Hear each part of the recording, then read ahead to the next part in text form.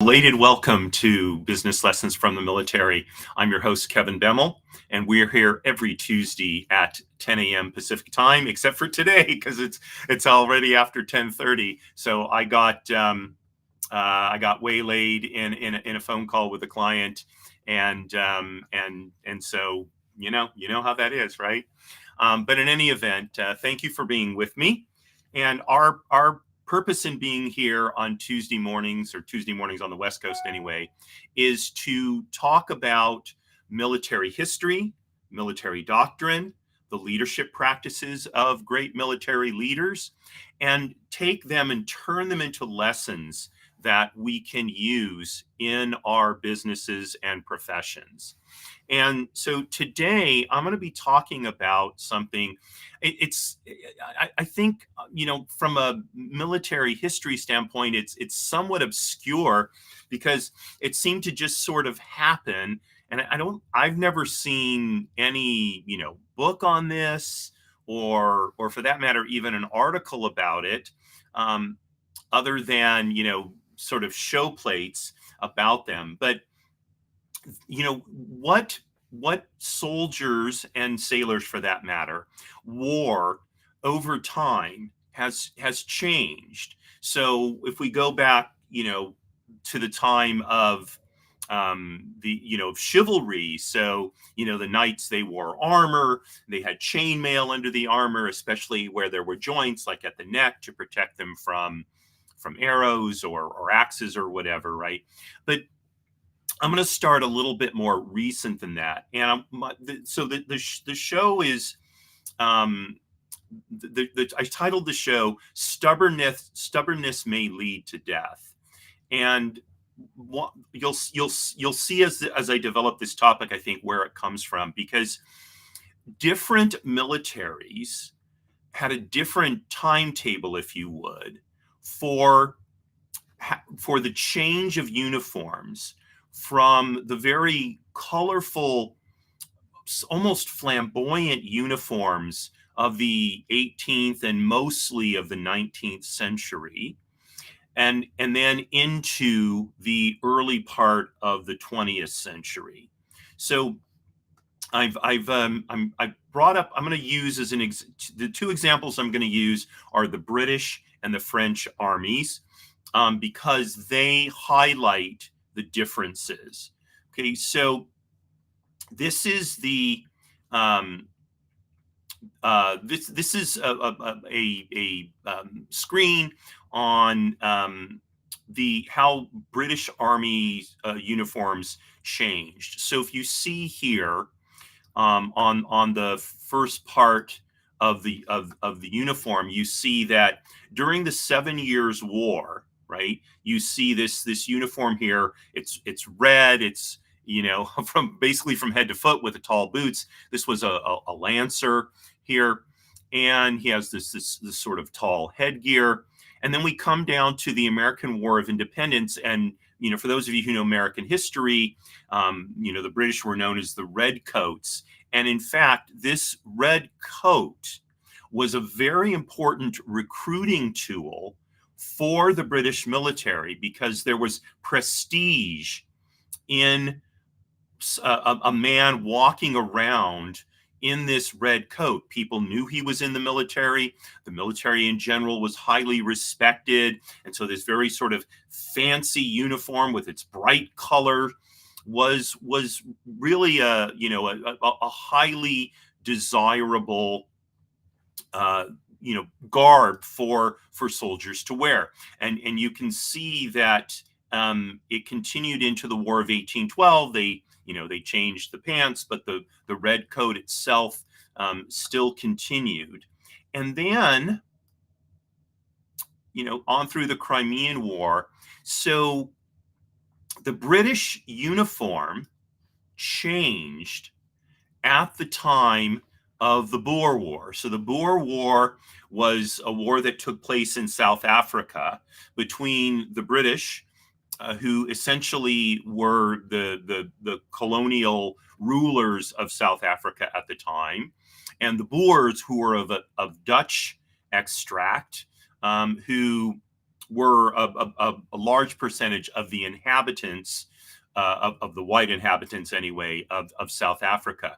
And so you can see that the change from the Crimean War, which was basically in the mid 1800s, to the Boer War, which started in 1899, that was the change in the colorfulness of the uniforms. Okay, now the question we would ask today would be, why in the heck would they want to have these colorful uniforms that when you're on the battlefield, they're so different than anything around them, they make you a better target, right?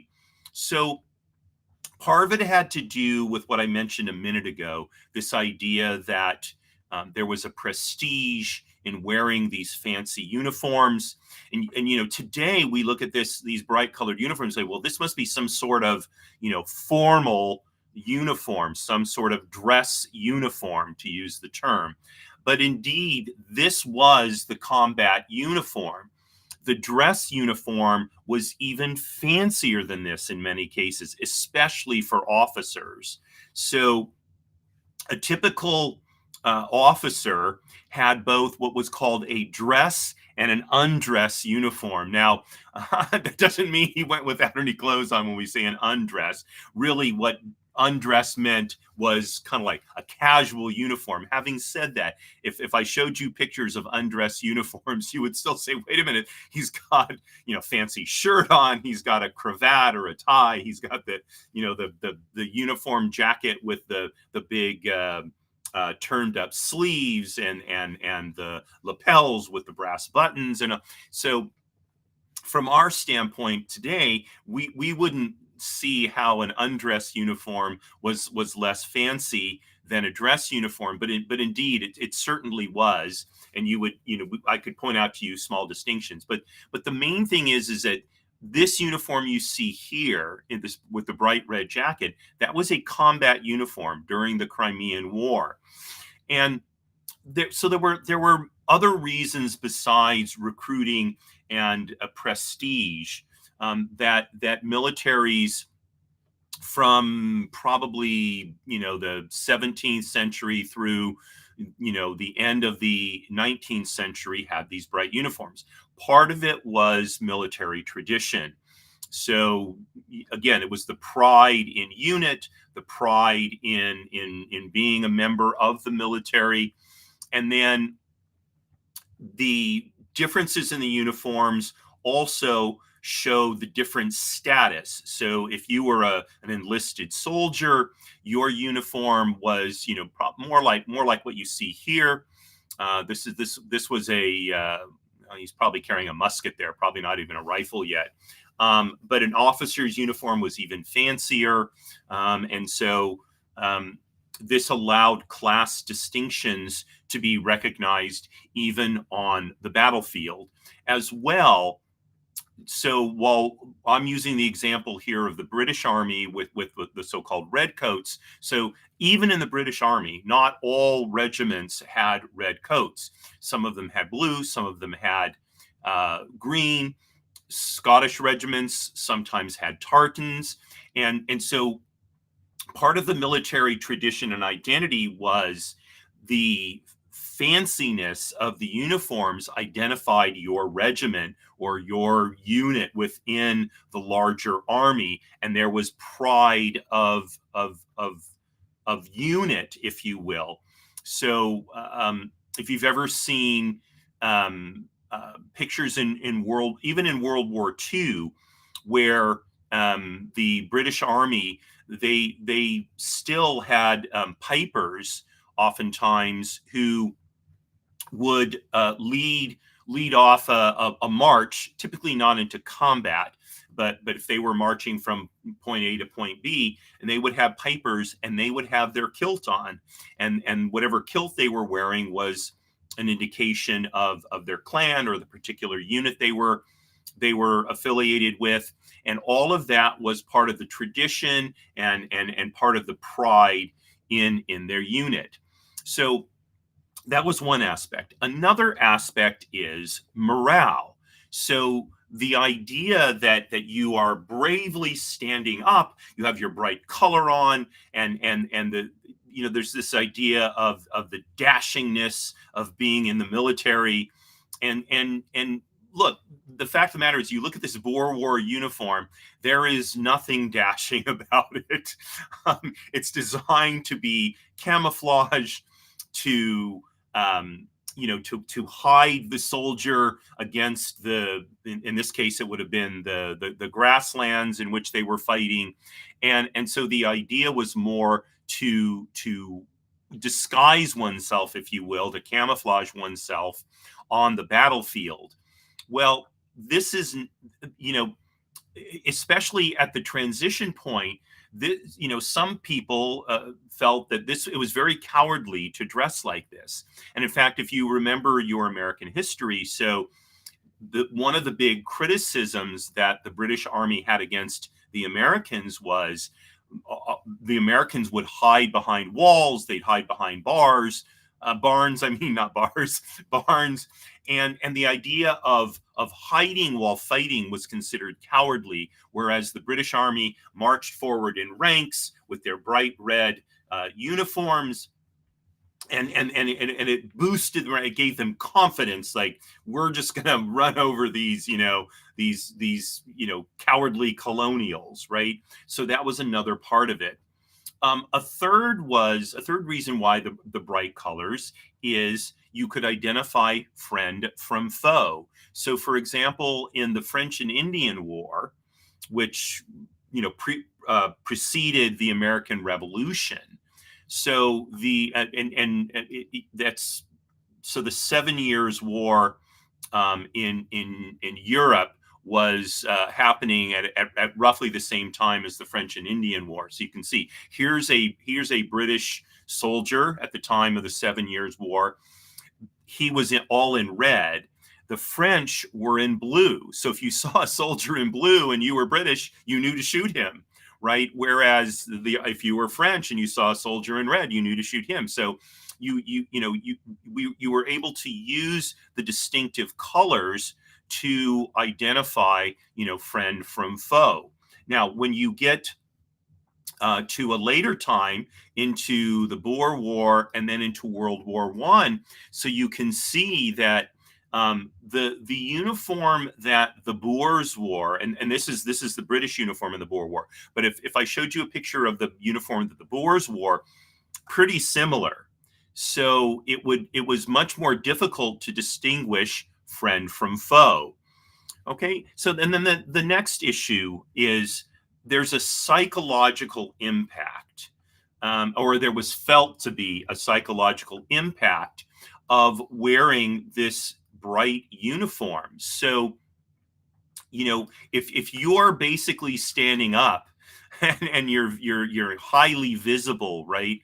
You're basically saying, "See, I'm brave. I'm going to conquer you." And if you're hiding, you're a coward, and you're a coward, and so I'm going to defeat you. So there was also a psychological impact to wearing colorful uniforms. And then finally, there was an issue of command and control. So when you're in the chaos of battle, the fact that you had brightly colored uniforms that were distinctive by rank and rate, all of those made it easier for commanders to accomplish to command on the battlefield, to change deployments of troops, et cetera, so that they could pursue the battle more effectively. So, given all of the advantages of bright colored uniforms, why then did they change to drab colored uniforms, right? To these sort of khaki green, khaki brown uniforms. And the reality was that as weaponry improved, being so highly identifiable on the battlefield became very problematic. Now, in the Boer Wars, where the Boers fought again, much like the Americans, they fought from concealed positions, they fought from behind trees, et cetera, et cetera. So if when the British first started out in the Boer War wearing bright uniforms, they found that they were absolutely open targets for the Boers, and it made no sense with the kind of effective weapons that the Boers had to be so highly visible. And that's what finally caused the British to give way and switch to the khaki colored uniforms. And then as you get into World War I, where you have machine guns, colossally foolish to be highly identifiable by your uniform when your enemy can just spray out thousands of rounds, in a few minutes and just slaughter your soldiers. So concealment and camouflage became a much more important consideration in pursuing war as weapons became more sophisticated, more destructive, right? And the other thing is, the whole nature of warfare started to change. So stealth and the ability to sort of sneak up on your enemy and surprise him became much more important. So the old battles of having ranks of soldiers line up on a battlefield opposite each other, march toward each other until they were a certain distance apart. And then what would happen typically is the front rank would kneel down and the next rank would stand behind them and fire, right? And there'd be a volley from each side. And then because these were generally speaking single shot muskets, that those two ranks would fall back and the next two ranks would come forward. The front one would kneel, the second one would stand, fire again. And that's how battles worked. Now, you might say, oh my gosh, that's so brutal, so bloody. Well, it was, but interestingly enough, the number of casualties that happened were really lower in those times because think about facing your enemy so close you can see him, and he's pointing his musket at you, right?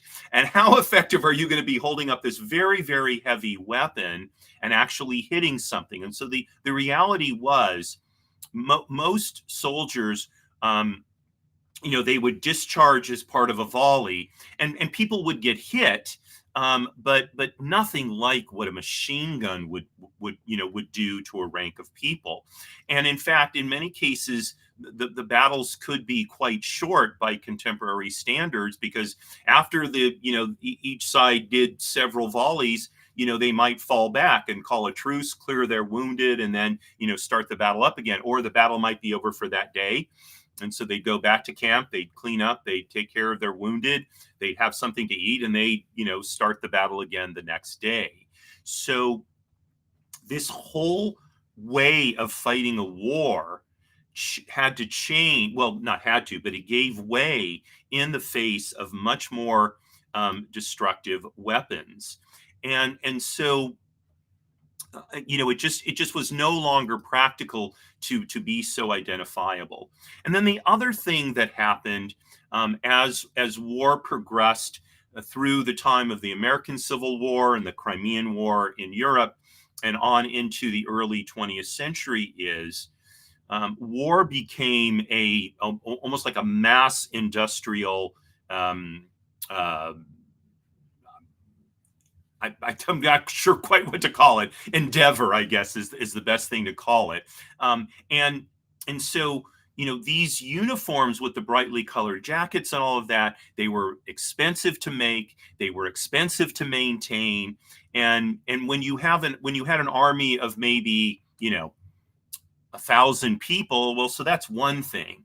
But when you have an army of 100,000 men, or 200,000 men in an army group, or 500,000, soldiers deployed on the Western Front. So the cost of these expensive uniforms was just too great.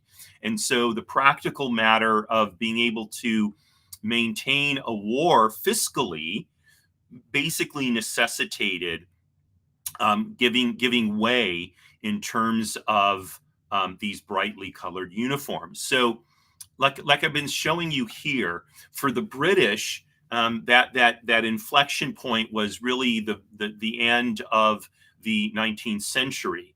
Now, for the French, oops, for the French, oops, where are? Oh, here we go. Okay. Um, so for the French, the timing was different. So here's here's what uniforms looked like from the French perspective. This is the 7 Years' War. You see they're wearing white jackets with blue cuffs, but the brass buttons. They're wearing a tricorn hat already, a blue tricorn hat. Okay, this was a typical French uniform of the 7 Years' War. Okay, and then from there into the French Revolutionary War. So these were just after the American Revolution. And again, you can see it's a combination of a blue uniform. This is an officer here with his tunic in blue with the 2 rows of brass buttons. He's got not a tricorn hat now, it's a bicorn hat. But you can see the enlisted soldiers with the leather white bands on a blue uniform. Okay, so and now keep in mind, you say, well, blue isn't as bright and identifiable as red. No, it's not. But against a green field, it's still pretty identifiable. Plus, you look at the hats, and you can see this one here. He's got a plume on his hat. So different types of individuals, depending on what what they do, whether they were lancers, whether they were musketeers, etc. So they had different headgear again to distinguish them, so commanders could distinguish them. So here into the late 18th and very early 19th century, the uniforms were still colorful and elaborate. Okay, and we get into the Napoleonic Wars. Okay, and you can see this is still the early 19th century. Again, look with the red plumes. Again, very fancy uniforms, swords. This is an officer here. You see the drummer. He's got epaulettes with the braid on them, right? Still very, very fancy. Okay, and continuing now, look at this for the Crimean War, right? The British still had fancy uniforms, so did the French. Now, and you can see, look with the red pantaloons and the white what do you call them? Shoot, not puttees, but they're covers for the shoes. The blue jackets, the red kepis. Okay, the kepi is kind of like almost like a fez, right? And they're carrying the flag, right, with banners on it. Those are probably unit citations. Okay, and this is probably a non-commissioned officer here with his sword. He's wearing white gloves, right? So still very, very fancy. And then now on into the Franco-Prussian War. Okay, so this is already getting toward the end of the 19th century. Sorry, and you can see the French are still wearing red pants, blue coats, the red kepis, and while the weapons are starting to get more deadly because you had rifling now in rifles, hence the term rifle. Rifling makes a weapon more accurate, so you could shoot more accurately over longer distances, but still very, very bright weapons. Now notice the German uniforms here. They're a sort of bluish gray, but you've got the helmet with the point on top. So not as colorful as the French, but still pretty elaborate, right? Okay, and now even into, so here's the French uniform, at the beginning of World War I. It's still a blue uniform with a blue helmet. Pretty fancy. Okay, not as elaborate as it was 40 years ago, but still pretty elaborate. And by the way, some of the French units at the beginning of World War I still had things like red pants, and those kind of things. They were much more colorful. So contrast that with the uniform that, excuse me, the British had already been had already adopted for World War I, which I'm going to bring it up here in just a moment. Okay, so here's the World War I uniform that the British adopted, and you can see it's the khaki uniform. It offers a lot more camouflage, a lot more uh, um, ability to conceal oneself. Okay, and so when you're in the trenches in World War I, it's a lot harder to see you than it is to see the French, who at least initially are in this blue uniform, which, by no stretch of the imagination is hidden by the mud. And so it wasn't until partway through World War I that the French adopted the khaki colored uniforms. And then, of course, by the time of World War II coming around, this is what the French uniform looked like, much more like the British uniform. Now, why in the end did the French change?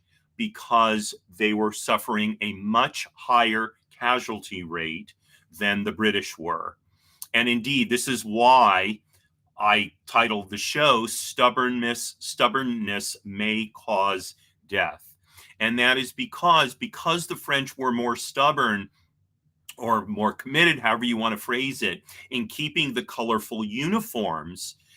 They experienced in the beginning of World War I a much higher casualty rate than the British did. Now, people may argue, well, the British were not as aggressive in combat. Okay, yes, that's true. But there's no doubt that the conspicuousness of the French uniforms made them much bigger targets for the German machine guns. Now, by World War I, by the way, the Germans had already adopted a field gray uniform, which was much more camouflaged in the mud. And the sort of forest, like the Argonne forest, where it was relatively dark. And so if you're sort of moving through the trees and the shadows and such in a gray uniform, you're heavily camouflaged. So the French were really the outliers in World War I. But by the way, by this time, the Americans too had adopted a khaki uniform. If you recall, the American Civil War, the North wore a blue uniform, a dark blue uniform. The South wore a gray uniform. They were still pretty fancy with the brass buttons and all of that, and that uniform continued on into the late 19th century. And it didn't change until the Spanish-American War around the same time as the Boer War. But here's the lesson that I think we need to take from this for our businesses and professions, and that is what we're doing still have utility with respect to our businesses? So some of you may wonder, well, gosh, you put on a tie every time you do a show, and indeed I do, because I do believe that dressing in this way for business still has an important purpose. And so the sort of, in this case, I would say it's sort of a reverse stubbornness, in the sense that this sort of casual wardrobe that we've adopted in business, I think, is somewhat counterproductive. So there have been lots of studies that show, whether it's in the school environment, academic environment, business environment, when people dress up more formally, they behave differently. So to the extent that we are experiencing inappropriate behavior in the workplace, part of that may be due to a more casual attire that makes people think, things are loose, things are cool, that kind of thing. And if they, for example, if a man has to put on a tie and a sports coat or a suit, mm, probably not going to act as casually as he would if he's wearing, shorts, a t-shirt, and flip-flops, right? It's just it creates a different mindset. So when we either choose to adopt or to eschew changes in the workplace, what we need to look at is what is the utility underlying this particular decision. Okay. And I use this example of uniforms because it used to be that in the civilian world, while we didn't literally wear uniforms, there was kind of a uniform. So if you've ever heard of the movie The Man in the Gray Flannel Suit, that's a movie about business life in the late 1950s. And in those times, if you professionals wore a suit and a tie, that is what you wore. You did not wear slacks and a sports coat. In fact, back then, a slacks and a sports coat were considered casual wear. And in fact, a business suit, which today is considered formal, was just considered business attire. So a tuxedo today is considered very formal. A tuxedo is what was known as semi-formal dress. Formal dress was white tie and tails 100 years ago, even into the 1930s, even through the 1930s, I should say, and into the early 1940s.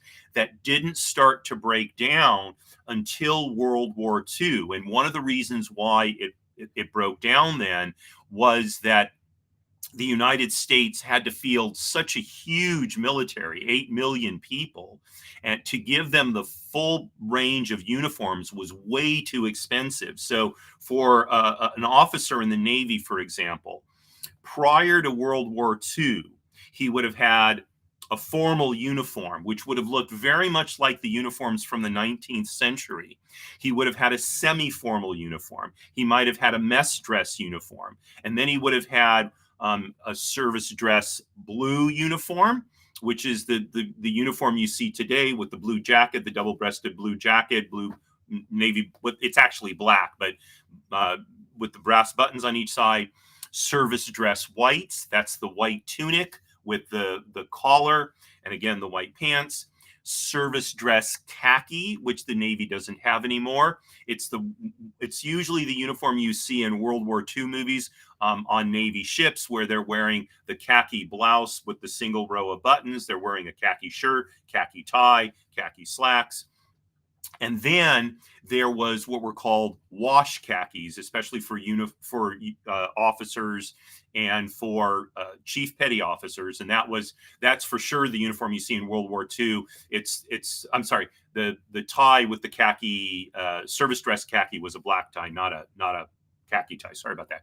So, but with the wash khakis, the uniform was khaki pants, khaki shirt, long sleeve or short sleeve, black tie with just a rank insignia on the collar. Okay, whereas the service dress khaki uniform, you had your ribbon rack on this side, and so it was already a little bit fancier. So you had all those uniforms prior to World War II, and it just didn't make sense. And by the way, enlisted had equivalent uniforms for each of those for the most part. It just didn't make sense to spend all that money. And so what ended up happening is, for the most part, the uniform was shrunk down. The dress uniform that looked like something from the 1800s pretty much went away, and the fanciest uniform you had was what we would call the mess dress uniform. It's kind of a short blue or white coat, depending on the season, with a cummerbund, a bow tie, and high-waisted pants with a what do you call it? A silk stripe down the sides. People say we look like waiters when we wear the uniform, and that uniform still does exist. In fact, I have that uniform from my days in the Navy. But that became really the dressiest uniform. But for the most part in World War II, sailors wore either the service dress blue, and there used to be an A and a B service dress blue, and that went away as well. So they dramatically shrunk the number of uniforms, and that made sense because there just wasn't the need for all these different uniforms, number one, and to go to the expense. Um, the same thing, but nowadays we've gotten rid of so much.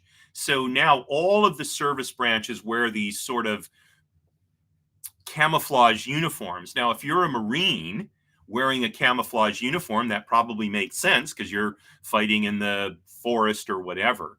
But for a sailor on the deck of a ship to be wearing a camouflaged uniform that essentially makes it impossible to see you if you fall in the water is beyond ridiculous. But in fact, when I was in the Navy and transferred to a seagoing unit, that was the point at which they got rid of the wash khakis and adopted what they called the blueberries.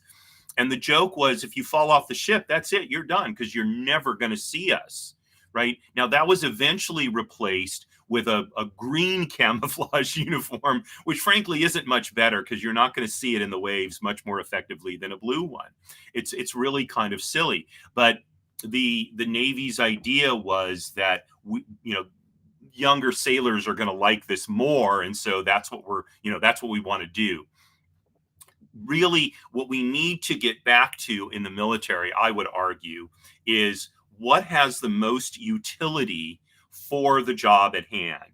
And the same is true in civilian life.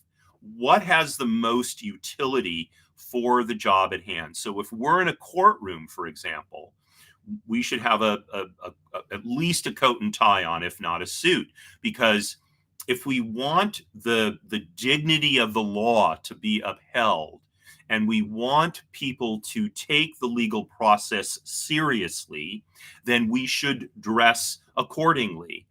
If we're in a meeting to discuss large transactions and we want people to take those discussions, those negotiations seriously, we should dress like we mean it.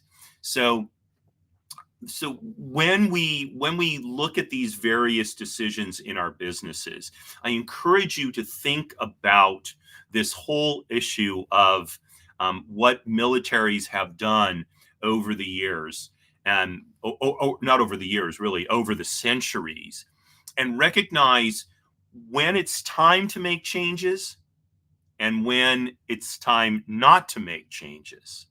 And on what basis are we going to do those? And I think that what we should look at is what best supports the missions of our businesses and professions. Okay, not necessarily what's most comfortable, although comfort seems to be the most important thing in dress these days. I would argue comfort should be maybe a secondary consideration. What should be the primary consideration is, how do we need to present ourselves to be most successful in our business or profession? So that is our show for today. I thank you for tuning in with me, especially since I started late. I appreciate your indulgence on that. I know my clients certainly did. And I hope you enjoyed the show. Love to hear your comments. Love to hear your criticisms, questions. Feel free to post them in our social media. The links will be in the show notes. If you've got something private, I don't know what it would be on this particular show, but you can always feel free to email me. My email address is in the show notes as well. Tomorrow at 10 a.m. is my show, 10 a.m. Pacific time is my show, People Making Money. My guest is Adam Wiseman. I saw an email from him this morning confirming he's looking forward to being there. Adam is an entertainment and media attorney based in New York. Haven't talked to anyone in Adam's profession before, so really looking forward to hearing what he has to say about how to gain success in that area. So I encourage you to tune in tomorrow, Wednesday at 10 a.m. Pacific time for People Making Money.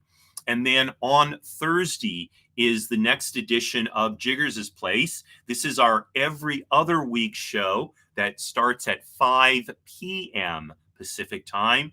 This is a half hour for us to spend together toward the end of the week, talking about all the things not related to business and professions, and to have a cocktail together. So I'm going to be making a Jerusalem sour in honor of my topic, which is I'm going to reveal to you the most Jewish television show.